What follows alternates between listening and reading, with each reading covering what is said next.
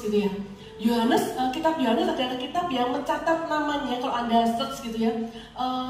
Petrus di situ selalu disebutkan Simon Petrus gitu ya, dicatat dengan detail gitu ya. Nah, Bapak Ibu Saudara, kita tahu kisah ini. Petrus ini adalah satu dari 3 orang murid yang terdekat, yang sering diajak oleh Tuhan Yesus.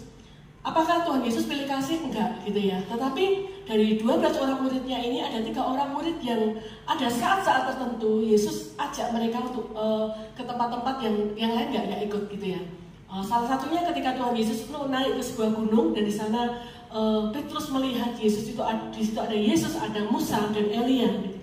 Ketika itu Yesus juga mengajaknya siapa? Simon Petrus. Yesus mengajak Yohanes dan Yakobus gitu ya. Nah, Petrus ini adalah salah satu murid terdekatnya Tuhan Yesus. Selama 3,5 tahun pelayanan Tuhan Yesus, dari mulai sebagai penjala ikan sampai pada hari Yesus ditangkap, Petrus ada. Tetapi hari itu Petrus menjadi orang yang gagal di dalam hubungannya dengan Tuhan gitu ya. Hari itu Petrus, pada akhir cerita kita akan tahu bahwa ketika Yesus dibawa ke rumah imam besar, diadakan pengadilan dan sebagainya, Petrus itu menyangkal Tuhan Yesus gitu ya. Dia gagal menjadi orang yang setia ketika Tuhan Yesus itu ditangkap.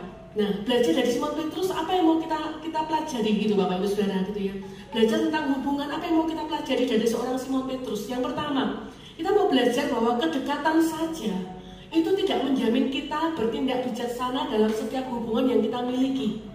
Kejarlah kedewasaan rohani. Sekali lagi, kedekatan saja itu tidak menjamin kita bertindak bijaksana di dalam hubungan yang kita miliki. Karena itu kita harus kejar yang namanya kedewasaan rohani. Di Matius 17 ayat 1, ketika Yesus mengajak Petrus, Yohanes, Yakobus naik ke gunung, kita melihat bahwa ini adalah sebuah peristiwa yang orang lain itu nggak lihat. Dan Tuhan itu bawa Petrus ke sana. Ada sebuah kedekatan yang ada di dalam hidup mereka gitu ya, di dalam Simon Petrus dan Tuhan Yesus. Apakah Simon Petrus punya hubungan dengan Yesus? Ya, dia adalah muridnya. Apakah dia dekat? Ya, sangat gitu ya. Beberapa kali Simon Petrus ini adalah seorang yang sanguin, Bapak Ibu Saudara. Sanguin itu adalah orang yang gini, kalau ngomong itu bukannya nggak dipikir, tapi spontan gitu ya, spontan. Nah, beberapa kali kita mendapati di dalam Alkitab diceritakan bahwa Yesus itu menegur Simon Petrus secara to the point. Ngomong apa adanya dengan Simon Petrus gitu ya. Suatu kali Petrus, Tuhan bilang bahwa dia akan menderita, kemudian dia akan disalib, dia akan mati dan sebagainya gitu ya. Tahu yang Petrus lakukan? Dia tegur Tuhan Yesus dan dia bilang, Tuhan, biarlah itu nggak terjadi, sekali-kali itu nggak akan menimpa engkau gitu ya. Dan Tuhan tegur dengan keras, nyala iblis gitu ya. Petrus itu diiblis-ibliskan sama Tuhan.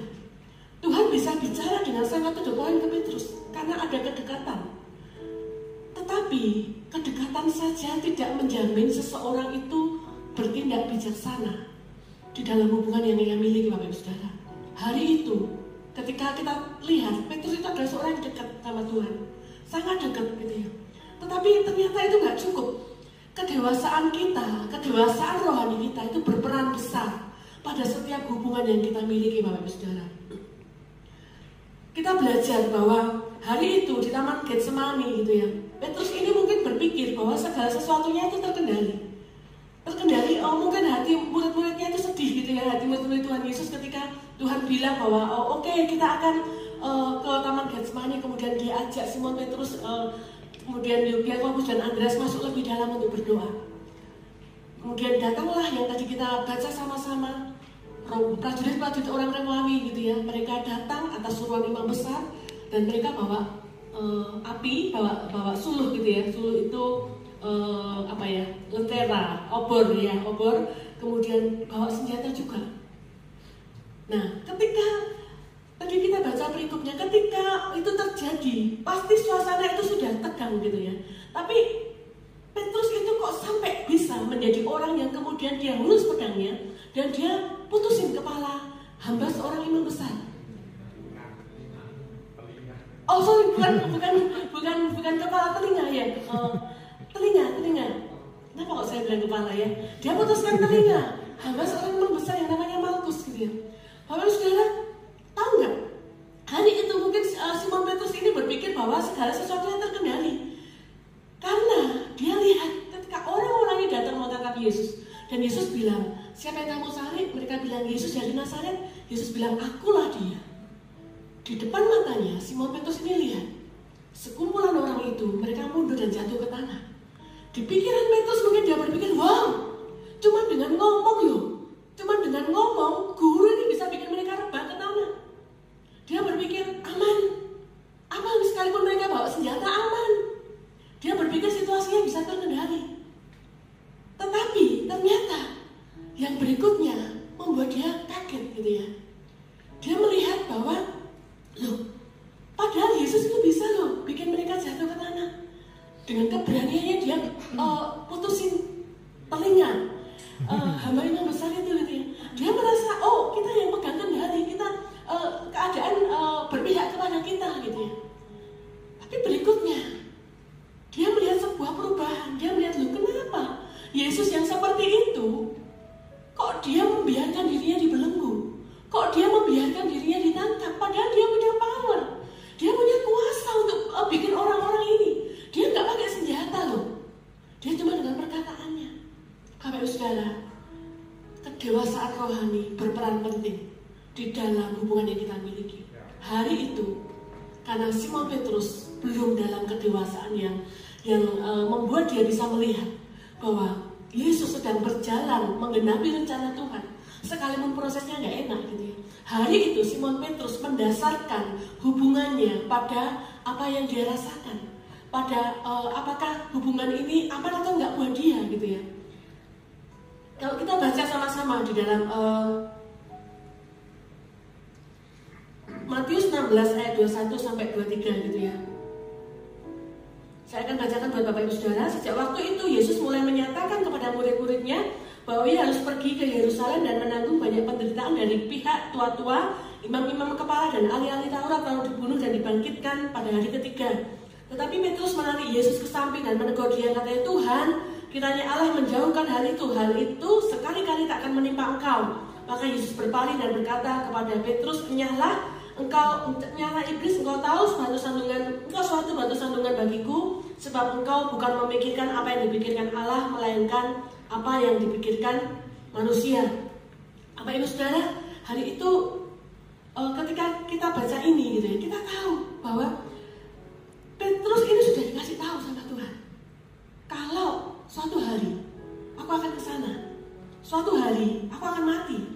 Tetapi karena dia belum dewasa hari itu, dia nggak bisa lihat itu Bapak Saudara. Ketika dilihat para prajurit Romawi itu rebah ke tanah, dia berpikir, oh aman.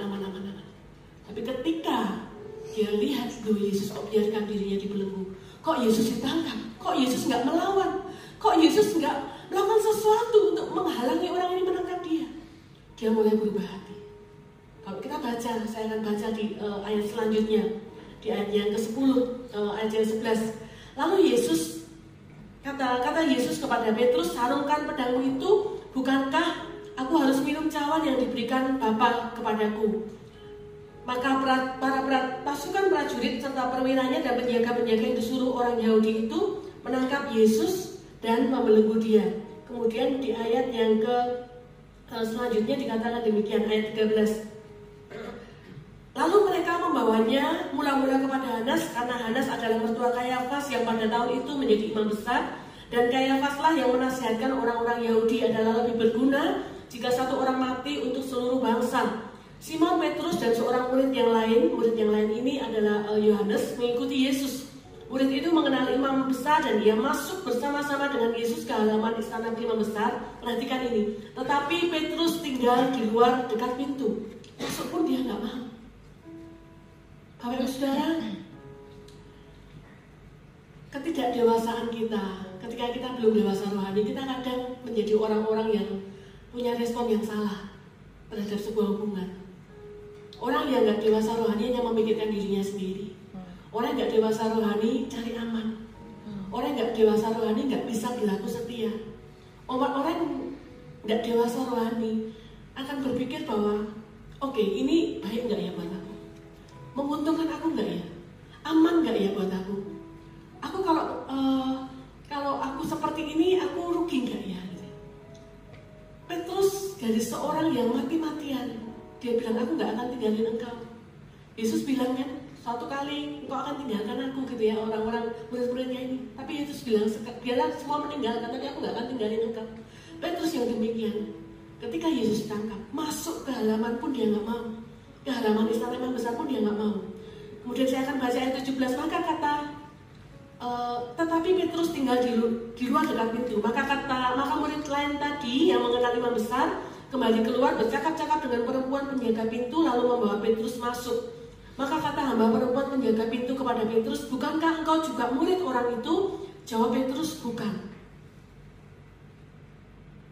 Dia nggak mau akui dirinya dia adalah seorang murid Yesus. Selanjutnya, sementara itu hamba-hamba dan penjaga-penjaga bait Allah telah memasang api arang sebab hawa dingin waktu itu, dan mereka berdiri berdiam di situ. Juga Petrus berdiri berdiam bersama-sama dengan mereka. Saya lanjut ke ayat yang ke 25. Simon Petrus masih berdiri berdiam. Kata orang-orang di situ kepadanya, bukankah engkau juga seorang muridnya? Ia menyangkalnya, katanya bukan. Kemudian ada seorang hamba, kata seorang hamba imam besar, seorang keluarga dari hamba yang telinganya dipotong Petrus, berkata demikian, bukankah engkau kulihat di taman itu bersama-sama dengan dia? Jadi orang ini adalah orang yang menyaksikan Petrus itu potong telinga hamba imam besar. Tapi sekali lagi Petrus menyangkal dia, dan maka Petrus menyangkalnya pula, dan ketika itu berkokoklah air. Bapak Ibu Saudara, kedekatan tidak cukup. Kalau hari ini kita merasa, oh aku dekat kok sama orang tuaku, oh aku dekat kok sama istriku, sama suamiku, aku dekat kok sama anakku. Tapi kalau kita nggak punya sebuah kedewasaan rohani yang kita terus bangun, kita nggak kejar kedewasaan rohani Bapak Ibu Saudara, kita akan mengalami banyak konflik di sana. Ketika ada sesuatu yang terjadi, kita akan melihat sesuatu itu lebih ke diri kita sendiri, gitu ya. Pernah nggak Anda melihat sebuah film yang di situ ketika ada seorang anak, dia pulang ke sekolah bersama orang tuanya, mereka habis ambil rapot, dan orang tuanya itu kemudian marahin anak itu, marahinnya itu di sepanjang jalan gitu, ngomong, kamu anak bodoh, kamu bikin malu orang tua. Kok bisa nilai rapot tuh banyak merahnya dan sebagainya dan sebagainya. Begitu banyak kata-kata yang dikeluarkan oleh orang tuanya tanpa orang tuanya ini melihat bahwa dari sisi anaknya dapat nilai jelek itu sudah merupakan pukulan tersendiri. Kenapa kok dia bisa dapat nilai jelek? Mungkin ternyata anak ini ada bagian-bagian dari pelajaran yang dia dapat di sekolah itu dia nggak bisa paham, dia nggak bisa ngerti. Bapak Ibu Saudara, kami punya 2 orang anak, yang seorang itu sekarang naik kelas 6, yang seorang kelas 4 ya, kelas 4. Dua-duanya putri gitu ya. Tetapi 2 anak ini punya kepribadian yang begitu berbeda. Kalau yang satu tuh saya sering sampaikan ini, ceritakan untuk menggambarkan mereka ketika ada sebuah mainan, Anda tahu ya, mainan yang kayak kuda-kudaan gitu, yang bisa dinaiki, bisa dipencet dan keluar suaranya gitu ya. Kalau yang pertama, ketika dia lihat itu, dia akan kelilingi gitu ya, dia akan puterin, dia akan lihat ini cara naiknya gimana gitu ya, dia akan lihat tombolnya itu fungsinya buat apa. Dia nggak akan naik sebelum dia memastikan dia tahu gimana naiknya, lewat sebelah mana, turunnya gimana, pegangannya gimana. Itu yang pertama. Tapi yang kedua, naik dulu, nggak peduli nanti nyusap, nggak peduli nanti turunnya susah, nggak peduli nanti dia jungkel, pokoknya naik dulu. Yang penting gaspol gitu ya. Nah, di pelajaran juga sama. Yang suatu kali ketika pandemi, saya ini pernah karena mereka belajar di rumah gitu ya. Yang kanan adalah anak saya yang kedua, yang kiri adalah anak kami yang pertama. Nah, suatu kali yang satu ini ada tugas matematika, yang satu social science. Social science itu IPS gitu ya. Nah, kemudian dia dua-duanya tanya, "Ma, tolong bantu, ini gimana?" gitu ya. Kemudian saya ajarin si ini caranya kayak gini ya, Mei gitu. Dan oke, Mei kerjakan ya gitu. Kemudian saya noleh ke Cecenya. Saya bilang, "Ce, ini gini." Ketika saya noleh ke yang isi nih gitu ya, yang pet ini, yang adiknya, udah selesai semua. Saya kaget loh, kok sudah selesai? Saya pikir dia tuh ngawur gitu Bapak Ibu, asal gitu ya, pokoknya ada angkanya. Terus dia ngomong, "Mama ya sembarangan" gitu. Ternyata ketika saya cek betul gitu ya. Hitungannya dia betul, dia begitu cepat dengan matematika.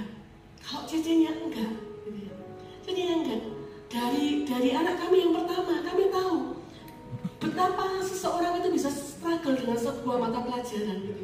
Dia sangat bagus di art gitu ya. Berkali-kali kalau ada apa-apa gurunya minta tolong, bahkan kapan hari itu ada di sekolah, di kelasnya itu ada simulasi bikin apa ya, kayak pemilu gitu Bapak Saudara. Dia tuh bikin kotaknya kayak TPS gitu ya, dan besar sekali. Dan itu ketika dibawa ke sekolahnya, teman-temannya amazed gitu, wah besar sekali gini.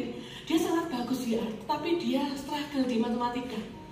Dari dia saya belajar bahwa ada anak-anak yang struggle. Suatu kali dia nangis-nangis, dia bilang, "Ma, Cece tolong Cece masukkan ke Kumon." Saya bilang, "Cece yakin gitu ya, karena Kumon itu banyak PR-nya gini-gini dengan waktunya dan sebagainya." Saya tanya, "Kenapa kok Cece mau masuk ke Kumon gitu ya?" Terus dia bilang, "Cece takut rapotnya Cece merah." Besok paginya ketika saya ambil rapotnya Bapak Saudara, nggak ada yang B, semua itu A. Tetapi dia tahu bahwa bagi dia matematika itu nggak mudah. Bapak Ibu Saudara, ketika kita mungkin ngomong sesuatu gitu ya ke anak kita, seperti yang saya ceritakan di film itu gitu. Ada orang tua yang mungkin tanpa sadar dia ngomong, "Kok bisa nilaimu jelek, kamu bikin malu orang tua." Tanpa kita sadari sebagai orang tua, ada anak-anak yang struggling dengan nilai mereka, ada yang struggling dengan konsep belajar berpikir mereka gitu. Dan butuh kedewasaan lebih untuk kita bisa pahami. Sehingga kita nggak hanya melihat bahwa kamu memalukan orang tua ya, anaknya orang lain bisa dapat segini, masa kamu nomor nilainya cuma segini gitu. Bapak Ibu Saudara, di dalam hubungan kita nggak bisa menjadi orang yang nggak dewasa rohani. Kita akan melukai banyak orang. Kita akan menjadi orang yang bersikap salah, bertindak salah kalau kita nggak punya sebuah kedewasaan rohani.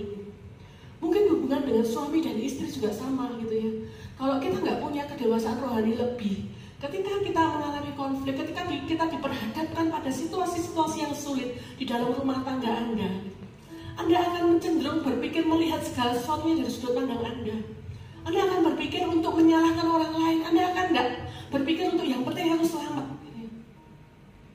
Ketika mungkin Tuhan izinkan satu konflik di area keuangan, mungkin ada perubahan di area keuangan, istri-istri, ibu-ibu kita yang nggak bijaksana gitu ya, kita bisa loh tetap bilang sama suami kita, "Pokoknya aku nggak mau tahu, pokoknya kamu harus kerja supaya aku bisa beli skincare tiap bulan."